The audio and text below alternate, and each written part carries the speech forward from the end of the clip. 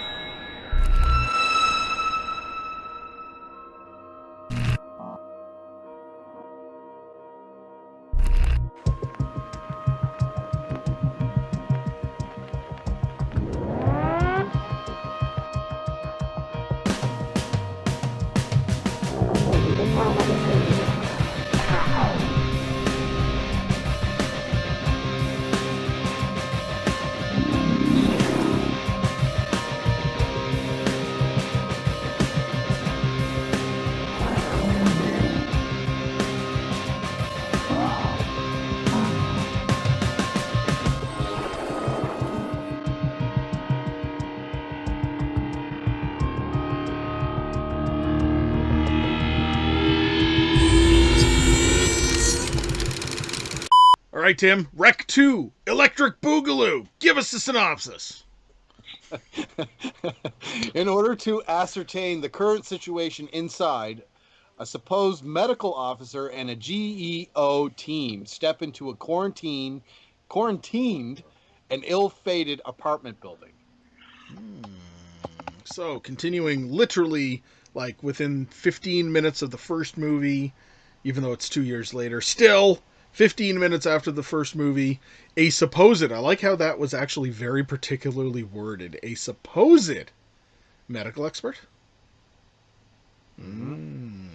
Okay. So let's talk about the story.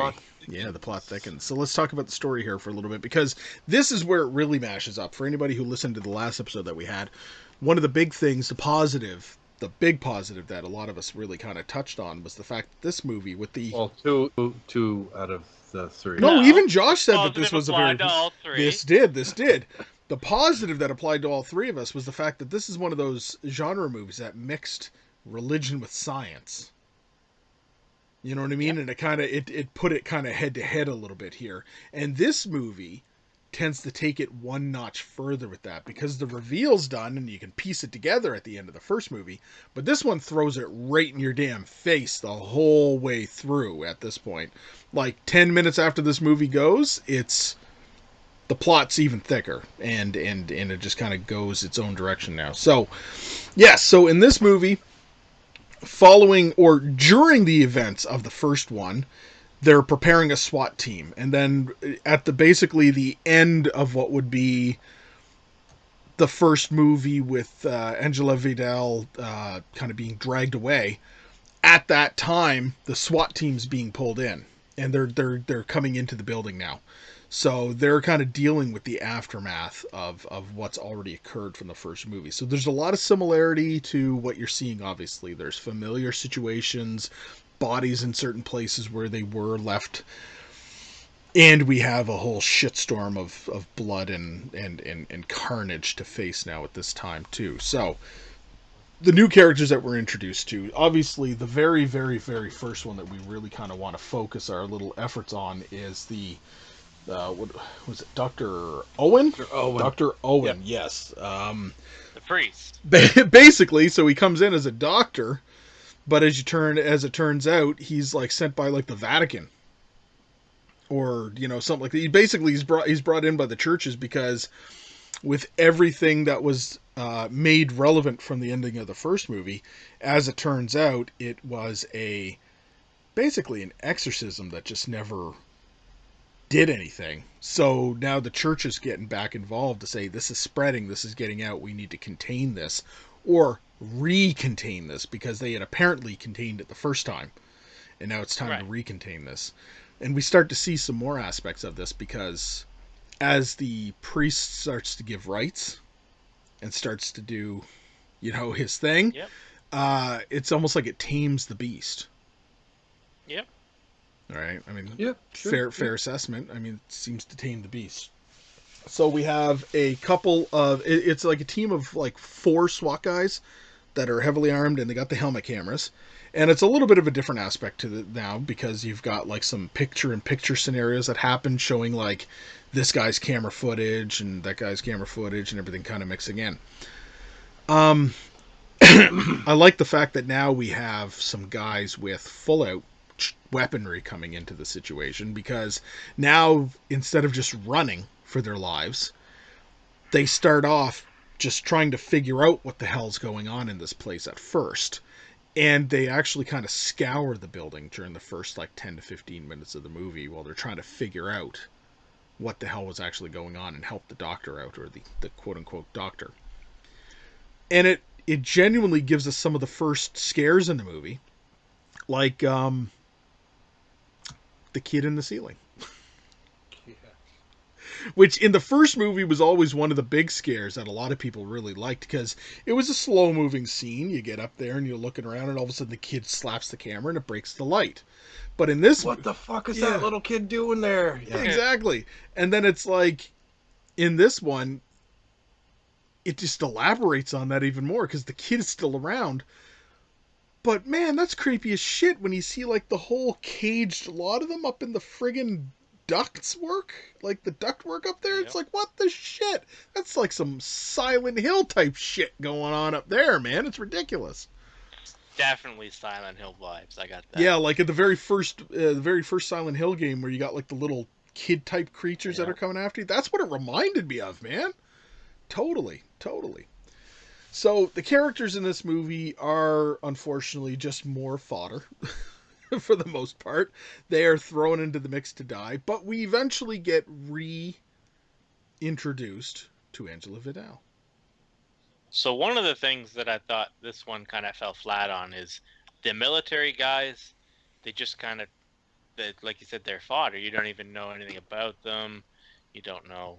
They don't have character. They don't have personalities. Like the apartment dwellers, I liked because you could see each distinct personality. Yeah. These are just mindless drones. They were just guns. Yeah. That's all they were. They were just guns to a means. Dr. Owen is the only one that stood out from that group from the beginning that came into it. And then eventually, once again, you get reintroduced to Angela, who, you know, you spend the rest of the movie trying to figure out how the hell did she get away? You know, the last time we seen her, she was basically being dragged away to her death, but now she's okay, like she got away somehow. You know what I mean?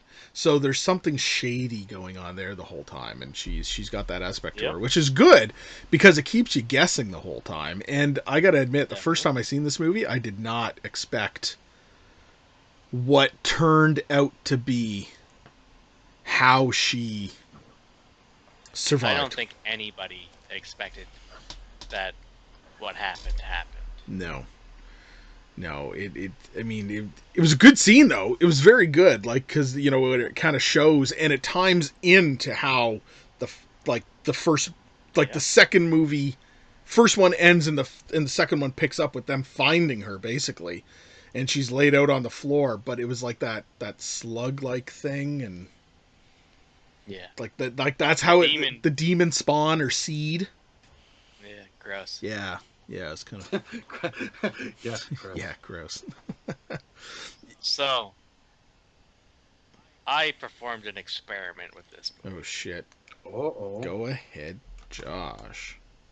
So, because I knew this movie was going to be very distracting in many ways, I didn't have subtitles on it. I just watched it for what it was, accepted the fact I wasn't going to understand the dialogue, and I think I enjoyed it more. Really? Now, is this normally a problem you have with subtitled movies anyway? I don't think. That it kind of takes you out of it because you got to read and then... I think it's the combination of it being found footage jittery and assault on my eyeballs and having to read and see what's going on. I think I could handle either one above and beyond itself, but combining the two is too much. So I just went with the tone of voice, what was happening, and I enjoyed it much more. I have to I, say. I think you're gonna laugh when you hear this, but I actually watched this without subtitles myself too. And it wasn't for an Really? experiment, it was literally almost laziness. I've seen this movie many times. And when I turned it on, I forgot to turn on the subtitles, and I just went, meh. I've seen the fucking movie. I know roughly what's going on anyway, and I just wanted to follow the beats of the movie.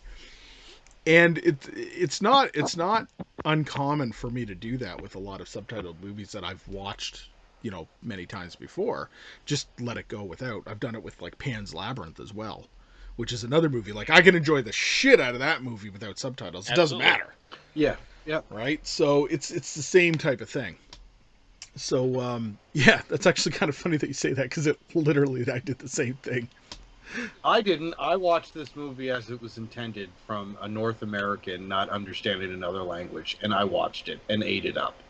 And you ate it up. So if there was any subtle jokes or I story got it elements revealed Not in at text, all. didn't get into Not at that. There was none of that shit.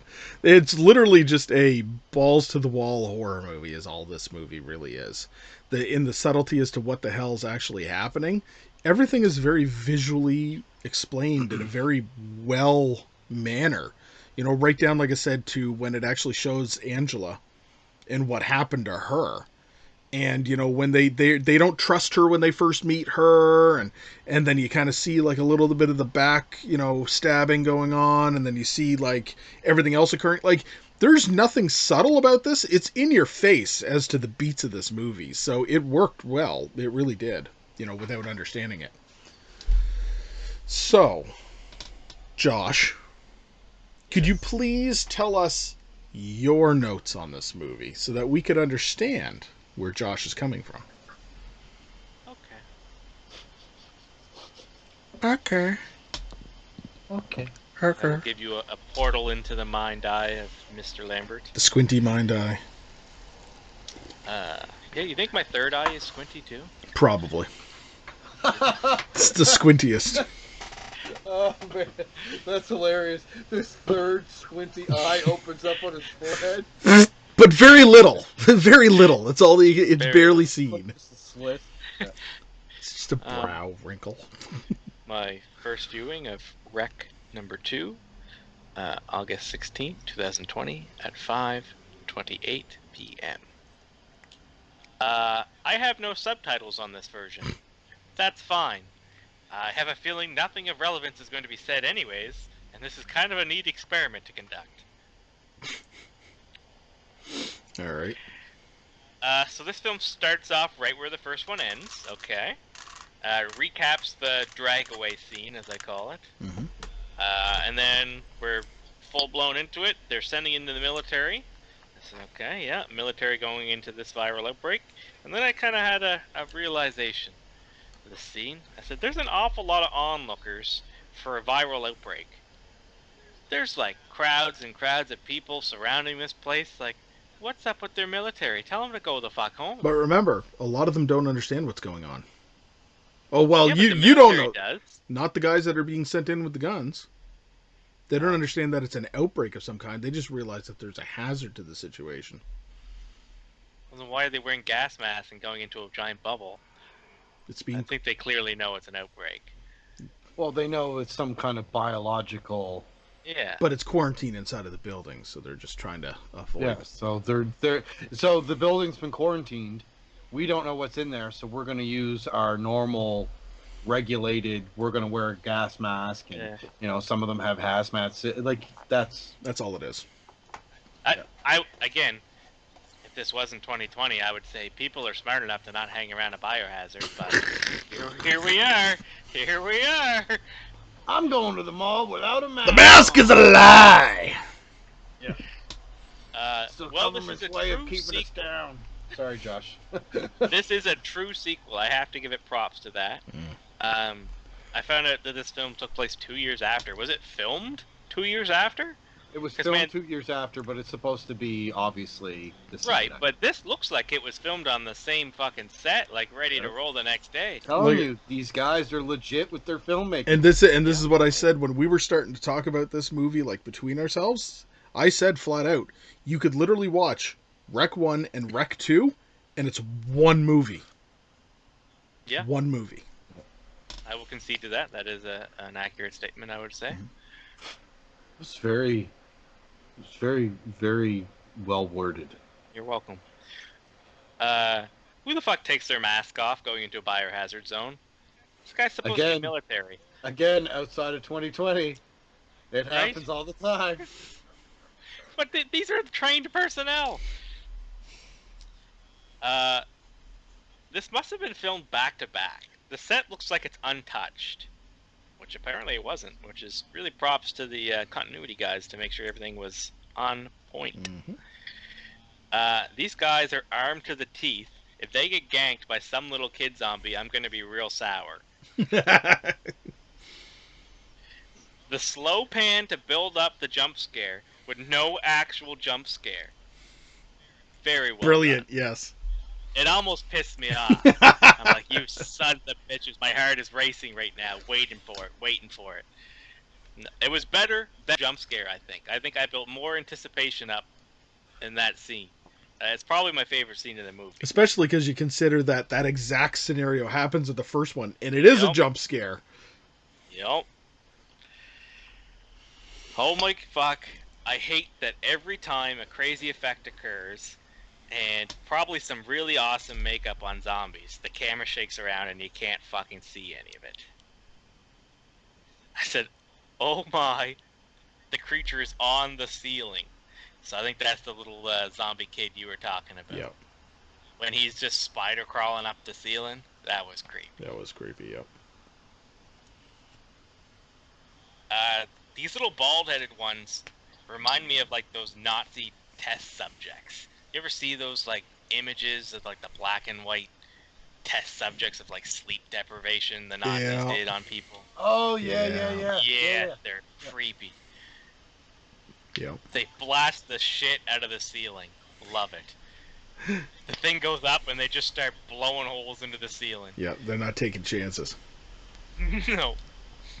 Oh, the head guy is a priest. Just noticed the collar.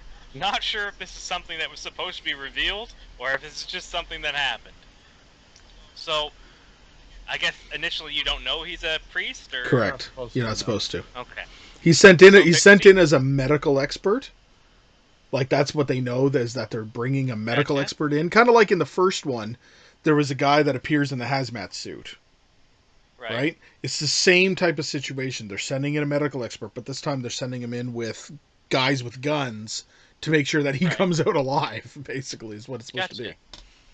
So see, you don't need the dialogue. That's all conveyed in imagery. Didn't this guy just kind of exude priest? Like when you saw him, like yeah, he looks like he's been doing exorcisms in other horror movies. Like he just totally like. Just looked like a wholesome priest. He looked like a priest. Father cares. A mean motherfucker of God. I kick ass for the Lord. Well, mine was a reference to. Okay. So there is definitely a demonic play here. I definitely thought this theory was a viral outbreak and the church was claiming otherwise and reacting to exorcisms from the virus. In reality, this film is the reverse. So it is a demonic entity and it's being claimed as a virus by science. Oh man, the little demon girl is legit. Yeah. And they ruin it by dropping the camera and we see some dickweed's work boots rather than the demon. Was their tape filmed over with some random guy's porno? Just a random blow-up doll. It just cuts and it goes shh, and then you just see a blow-up doll. And I was like, what the fuck am I watching here? This makes no sense. How did we jump perspectives of the camera from the military inside to rocket doll dude? Are teenagers in Spain so bored that they go into sewers as a fun date night activity? Apparently.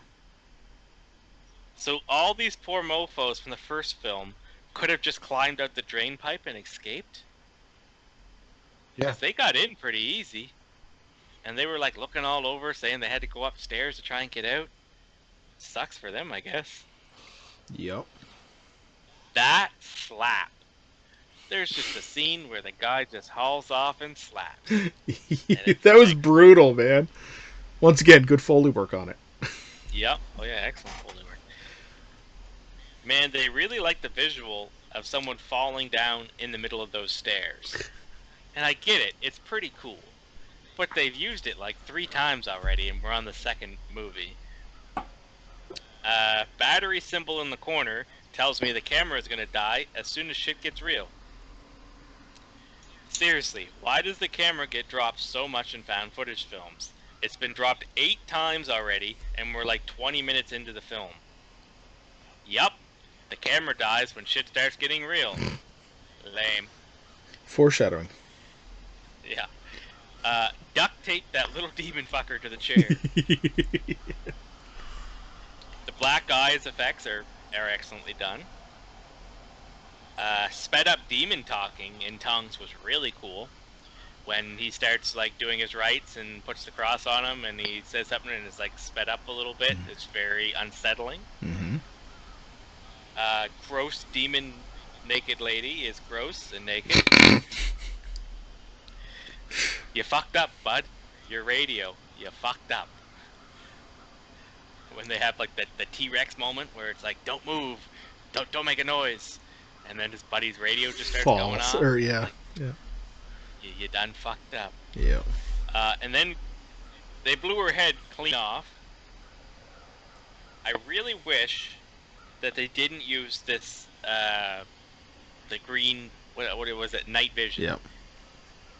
It's kind of become like its visual staple, though. You know what I mean? I get it, but you're just removing one more aspect from the film.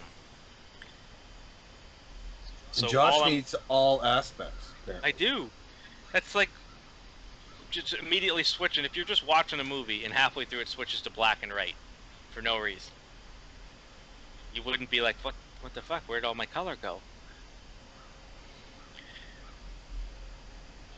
What did I say? I said I wish there was a color other than green for the last half hour. I'm not a fucking dog. I have a full range of color in my eyeballs. I don't know what she found out about the priest, but she's pretty pissed. Oh shit, she stole his voice. Mm-hmm. And then I wrote, that's fucking nasty. So that would be when the slug thing came out. Yeah. Yeah. The witch just literally shit a demon slug into her mouth. She shit a demon slug into her mouth. And those are my notes on Rec 2. Nice. Alright, so... What do you think, guys? Did I miss any important story elements by not knowing the dialogue? No, and I mean, that's one of the things. This movie is a more of a visual thing Definitely. than plot. Like, you can get what's going on by just watching it. And I think that, again, is a testament to the fucking story. You don't even know what the fuck they're saying. I agree. And you still followed the story. 100% agree. Yeah. And the interesting thing with this one is, and you did touch on a very important part, is that this movie took it to the level where it was actually 2 separate goings-ons. It starts off with the SWAT guys, with the priest, and then it jumps to the teens that are basically, they find their way in, and then it's a combined effort. But it's like 2 different perspectives that kind of jump together at one point. So it was interesting. Yeah. So the effects work in this movie. Oh my god, it was great. It was great. There's only one thing. And the majority of it was fucking practical. Yeah. And the CG shit you didn't even know was CG. There was only one thing. There was only one thing that stood out as CG to me, but even then it was so quick, it's like it didn't even bother me. It was when the kid was like spider walking on the ceiling. Yeah, that was super CG. Yeah, I mean but I mean, but other than that, okay, so perfect scene of incorporating CG to basically, okay, so he's got the table with the infected blood, and the priest pulls out the fucking cross, and the water ripples when he puts the image of God. Obviously, you couldn't do, I mean, you could, You could, but it would just be easier to do it CG. And then, like, the fire on the floor, that whole thing was all CG. Yeah, well, right? well done. And yeah, it was really well done. The fact that they had kids in practical effects makeup with fucking, like, I don't know if they were sclera, but they were really big contact lenses in these little kids, and like the fact that they had kids, right? Because kids are creepy. I have one. There was points he was creepy. Demon kids. Yeah, yeah. No, I love the special effects in this one. Like, there was one scene where one of the infected, I believe it was one of the SWAT guys, and he had someone, and the flashlight shining right in his face, and he's just fucking, like, he looks right fucking evil, and he's pausing, and then you know what I mean? But like that visual, because after what Josh was saying, like, you didn't really get to see the fucking art that these special effects artists put into it because the camera's moving and all this, but like that one scene, and you just see how fucking demonic he looks and I loved it. Yeah. Oh, and another special effect. Okay, so you brought up the fact that, like, yeah, the whole gag of throwing it off the body off the thing. So when they kill, I believe it was Jennifer's father, and he's got the bag in his hand, and then they grab him and throw him over. That scene is literally a recreation of what happened in the first one, because instead of all the zombies poking out and looking up, it was all the fucking guys. And I was like, that's Yeah. it's the same scene but like flipped, right? I loved it. It was great. It was great.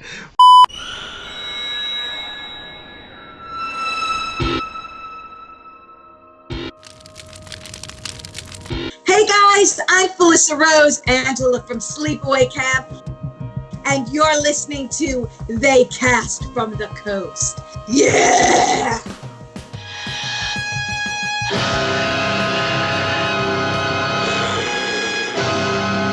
But Tim, that means that we need to talk a little bit about trivia from this movie. Really? I'm the only one fucking going out on a limb here talking about special effects? Well, it just seems to me like there's so much trivia that we want to hear about this movie, because there is a lot of practical effects and things that they did to actually accomplish this. Patronize. Not patronizing. Spreading the love. Trivia Time with Tim is a fucking important segment of this show. And if it wasn't here and I wasn't doing it, it would be missed. Yes, it would be. Trivia time for Tim. Okay. Another one. There's two. Go. Trivia time for Tim. Thank you. Okay. All right. So obviously this had a much bigger production than its predecessor, and this employed over 300 extras. 300. Oh, doggy. 300 extras. Damn. Yeah, all the people that were standing out in front of the building. So Pablo Rosso, the camera from the original wreck, returns this time as SWAT member Rosso. The SWAT team, the police, and crowd of onlookers looking outside the building were real people and not actors. Oh, nice. A lot of the zombie shrieking was added, obviously, in post-production. To shoot the numerous actors shrieking constantly would have meant that all their dialogue would have been drowned out, and adding it in afterwards meant that the sound technicians could manipulate the noise to its best advantage, which makes sense. Mm-hmm. The constant presence of helicopters buzzing overhead was created entirely by the sound team. The production could not afford any real helicopters. Fair. They're pretty expensive from what I've been told. Manuela Velasco wears all the original clothing that she wore in Wreck 2007. So it's literally not a recreation of what she wore. We'll keep these and you'll put them on again. Awesome. Little detail, like all the blood splatter and everything. It's all, whatever. Perfect. It's great. It's perfect. The actors playing the Special Forces team were given a day of intensive training in how to handle firearms realistically. Makes sense. That's good. That is a Well, big one. Gun that nuts is. will fucking pick your movie apart, man. Oh man, well, I mean, the thing is that if you got a character in a movie that picks up a gun and never used it before, your immediate reaction when you're shooting is to fucking flinch and like blink and stuff. But someone that's used to shooting guns, i.e., Arnold Schwarzenegger as the Terminator, you don't blink, right? Do you know what I mean? Yeah. Like that makes sense. John Wick, Keanu Perfect Reeves can example. yeah, he doesn't blink, right? Or he'll flinch, but like that's part of what's going on. It's not because he's shooting a gun. Usually when he's right? shooting a gun, he's also beating the shit out of 10 people at the same time, right? So Exactly, he's and fucking flinching. flipping them around. My favorite thing that John Wick does is when he's holding it and then turns. Yeah. I love when he does that. I don't know why he's doing it, but he does it, and I was like, it's so cool. It's amazing. Anyways, I digress. In the first film, the cameraman's name was Pablo, while in this film, the camera's name is Rosso. Same actor, Pablo Rosso, portrayed both characters. In the scene where Lara kills himself, Rosso first puts the camera down in front of the photo. The photo shows a little girl, Jennifer, and her dog, Max, who were the first ones infected amongst this building's residents in the first film. Continuity. The directors dub voices of some of the infected people in this. Up until the release of the film, the filmmakers were unaware of the decorative sculpture on top of the building depicting a monster grabbing a woman by her feet, which is strongly similar to the final scene in Rec 2. See how I'm continuing on with that that one piece of trivia? Because that was the trivia in the first one. That it was. But you guys don't listen to me, so I'm just talking. That was? I heard We you. heard you. But our fans that love this shit, at around 33 minutes, the character of Lara shooting himself to commit suicide is an homage to the famous Spanish writer and journalist Marciano Jose de Lara, who killed himself in the same way. And as a added thing, because Trivia Time with Tim is done, Tim's inducting a new subsection of Trivia Time with Goof Time with Tim. Ha! Goof time. At around 28 minutes, when the doctor is testing the blood and the plate changes from 80% filled thick blood to being fully covered with a thin layer of blood just before bursting into flames after the soldier passes in front. So the continuity of how much blood was in the plate changed. The teenager's video camera imprints the battery level indicator on the recording. Video cameras do not record battery level with the video. They just display it through the viewfinder for the person operating the camera to see. Yeah. Yeah. But to be fair, Like every fucking found footage does that. yes, but that's putting you in the spot of the cameraman camera looking viewer, through the viewfinder. Yeah. Right? Like, no, Still that stupid. would not be recorded. The only one that ever happened like that ever bugged me was there was one that most of it was filmed on cell phones. And it did that. I'm like, no fucking cell phone does that at all. Even whatever. Yeah. So that's Trivia Time with Tim and continuity and factual errors. Trivia time with Tim. Oh man, I love that. Okay. And I'm not gonna lie, I'm gonna start doing that. Okay. Because factual continuity errors bug me, and it goes hand in hand with trivia. So Yeah, it really kind of does, doesn't it? you guys just watched an evolution happen before your eyes. Aaron is the king of continuity. He'll look at a bruise and be like, "Oh, that's 3 centimeters off to the left, bud. You That's fucked up." just him being a perfectionist, and I absolutely support that because I'm the same way. And this is your art, bud, and you don't want to fucking put out something that you're Don't fuck up. not happy with, right? That's right. Nope. Okay, guys. So let's take a little bit to actually talk about how we feel about this movie overall and give it some ratings now. I'll go first this time. Ah, Tim, I like- Tim, you can always share No, the same no, sentiments no, as me. no. Okay, all right. Just as long as that's said. Okay, you can please feel free, somebody to say that. I hope none of the sentiments are shared tonight. All right, so Rec 2. So as we know, if you've watched the previous episode, anybody who's tuning in, I have a very soft spot in my heart for Rec 1. It is almost a perfect movie, but it is a hard R. Recommended. Whenever anybody says, I need a good found footage film, Rec, top of the list. It's like the best that you can get for found footage films. Blair Witch only sits at the same level because it's the grandpappy situation. But here we have Rec 2, filmed 2 years later, takes place 15 minutes after the events, and actually partially during the events of the first one, and continues as if it was filmed all in one. Brilliantly executed. This is pinnacle filmmaking, people. Like, you gotta understand, even if you don't like the movie for what it is, you gotta give some damn respect to the fact that they literally accomplished shit that people have failed doing with blockbuster movies. They took the time to care for this and expand on this little universe, give it more to the story, yet another twist thrown in here and there. You know, enlarge in the budget for some great special effects, and make it literally seem like home, like you never left, like there's a comfort there. It's there. I can't say enough good about this movie. It's striking, and it really does play to, as we discussed earlier.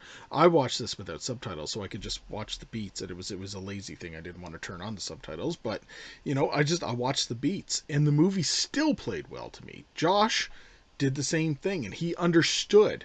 So right there, that conveys to me that the way that they filmed it, the emotions that were conveyed through action from the actors themselves, the beat points of the actual story and the visual aspect of this, and even the audio, non-dialogue audio, and the Foley work was just on point. This movie has everything that I would want, but I would highly state to people, if you're going to watch Rec, you have to watch Rec 2. Because Rec 1 does end in a very awesome way. Like, it's a great ending, in my opinion. Good cliffhanger, kind of like, did she get out? Is she dead? Exactly. And did she get eaten? And the vast majority of found footage films that are out there end in a very similar fashion.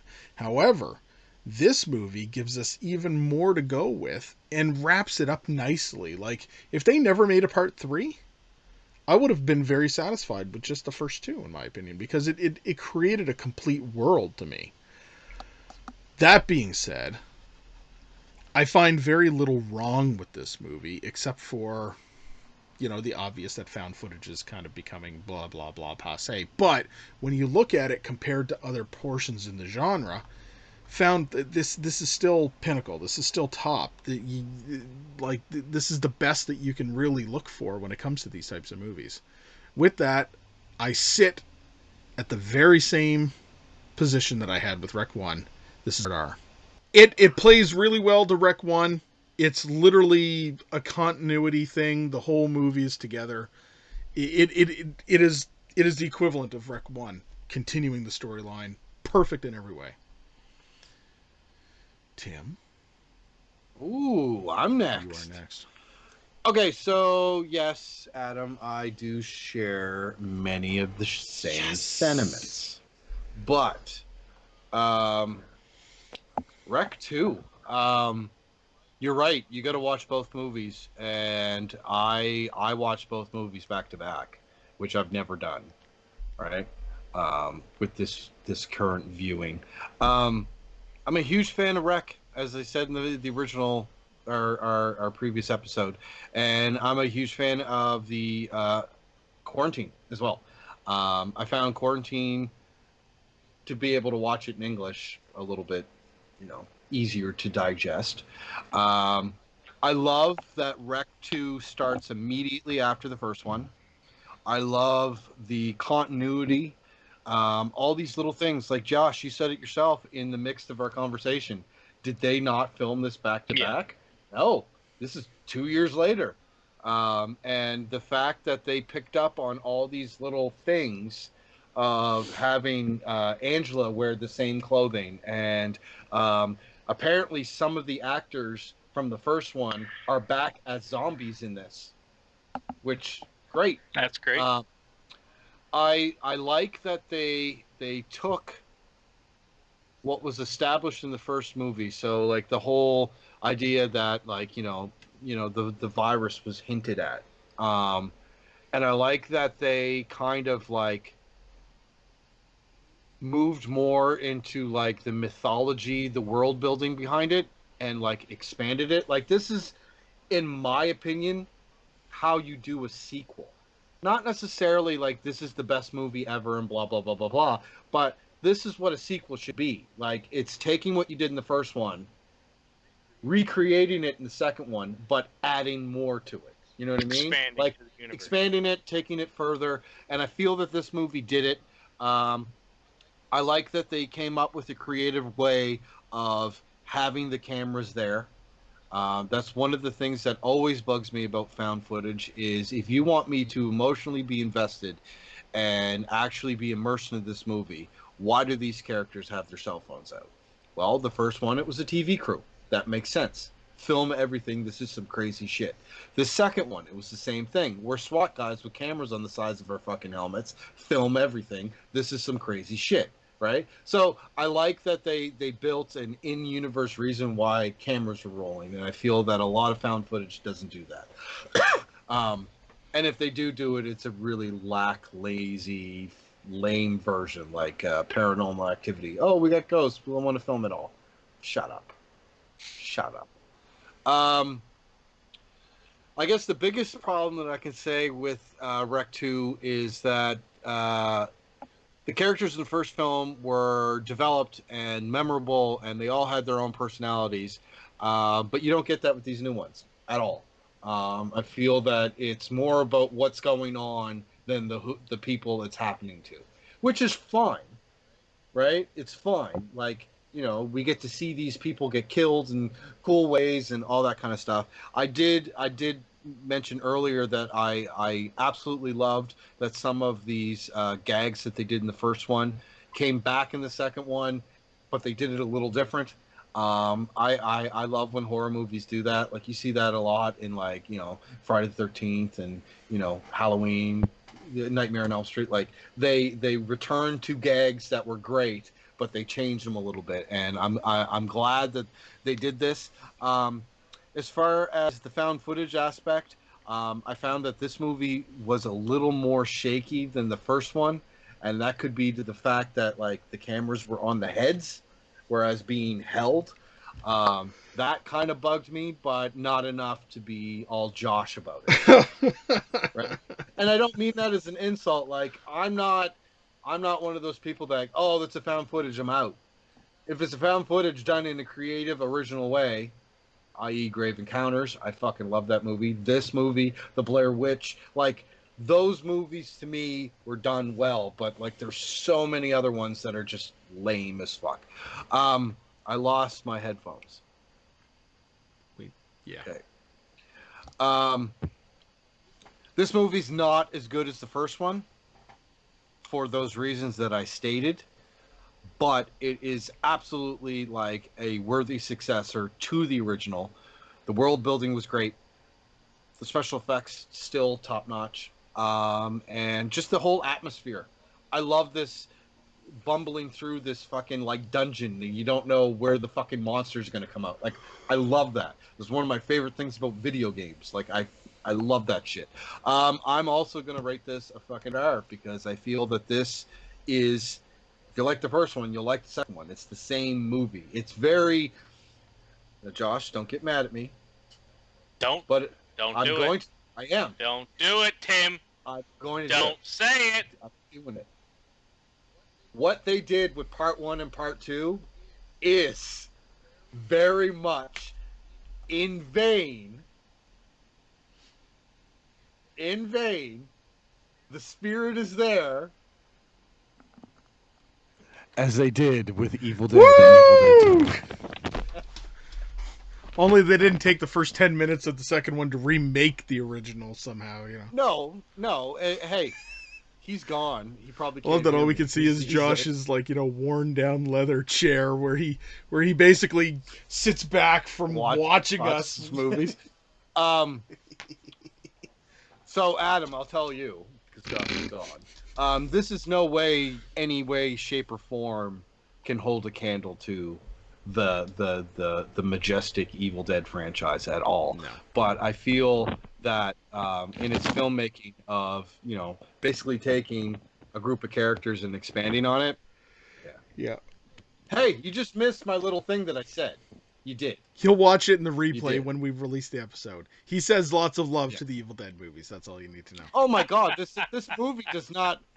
I'm not comparing it in the sense of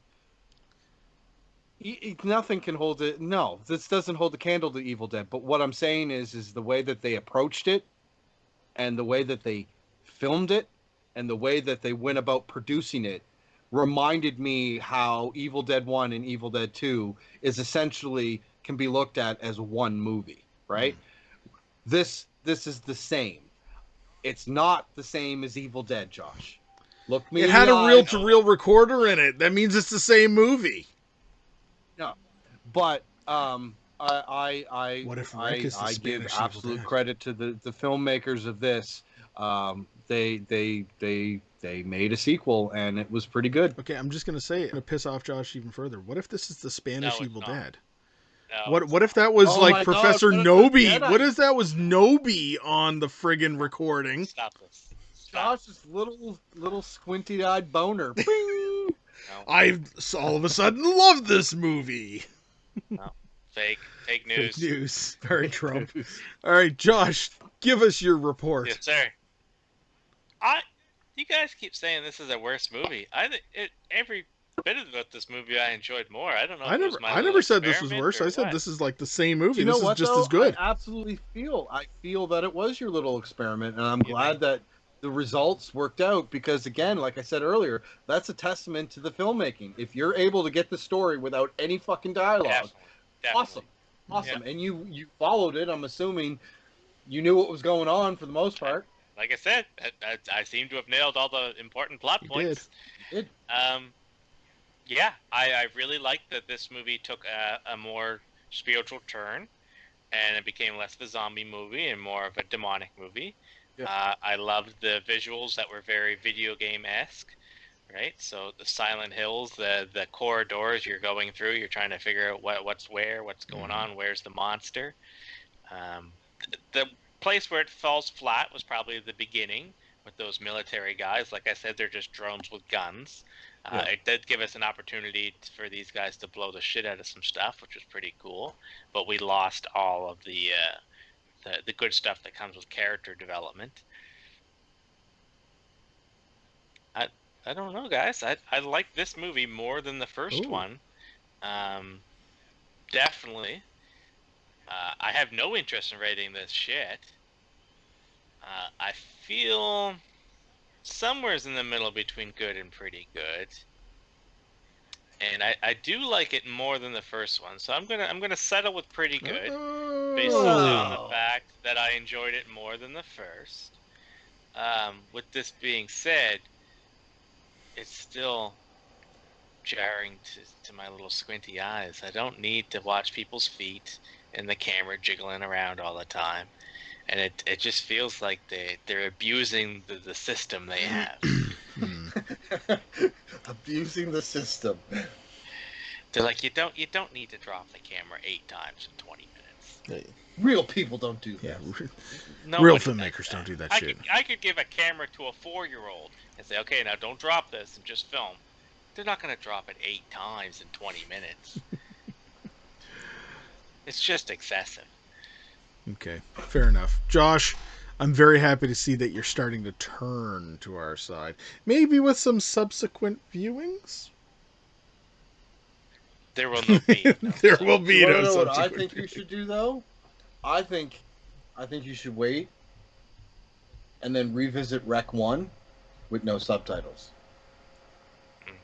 And see if you like it any better. Probably not, because it's been ruined. You've already seen it, right? Hmm. You know what's going to happen, but He's gonna go and he's gonna watch Quarantine, so he doesn't have to watch subtitles, and he can just listen to it and see if it hits the beats. No, because I'll watch Quarantine and put the subtitles on.